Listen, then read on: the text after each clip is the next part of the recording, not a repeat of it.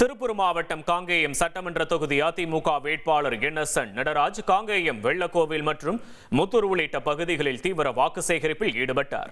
அப்போது பேசிய அவர் 2026ஆம் ஆண்டு எடப்பாடி பழனிசாமி மீண்டும் முதலமைச்சரானால் காங்கேயம் தொகுதியை தொழில் மிகுந்த முன்மாதிரி தொகுதியாக மாற்றுவேன் என உறுதியளித்தார்.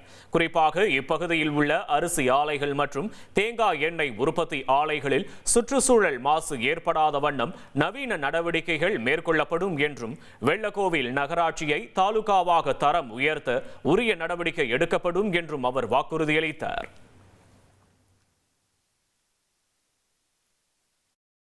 உடனடியாக முதல் கோரிக்கையாக சுற்றுச்சூழல் அமைப்பிற்கு கொடுத்து அதை செய்து கொடுப்பதாக சொல்லியிருக்கிறார்கள்.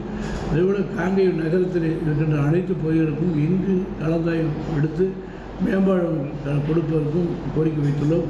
அதேபோல் வெள்ளக்கோவில் நகராட்சி தாலுக்கா வாங்குவதற்கு பல ஆண்டுகளாக கோரிக்கை வைத்தார்கள். அந்த வெள்ளக்கோவில் தாலுக்கா வாங்குவதற்கும் சென்னிமலையில் நெசவாளர் பூங்கா அமைப்பிற்கும் சென்னிமலை சுற்றுச்சூழல் அமைப்பிற்கும் நம்முடைய எடப்பாடி கோரிக்கை வைத்து செய்து கொடுப்போம் என்று கூறியுள்ளோம். 1,28,00,000 மனங்களை வென்ற தந்தி டிவி யூடியூப் சேனல். தவிர்க்க முடியாத தம்ப்நெயில், கலக்கலான கான்டென்ட்ஸ். நீங்களும் இந்த குடும்பத்தில் இணைய இப்பவே சப்ஸ்கிரைப் பண்ணுங்க. அசுரபலம் கொண்ட எங்கள் டிஜிட்டல் கரங்களில் உங்கள் விளம்பரங்களை சேர்க்க வாட்ஸ்அப் பண்ணுங்க. 8939888838. Email advtthanditv@dttv.in.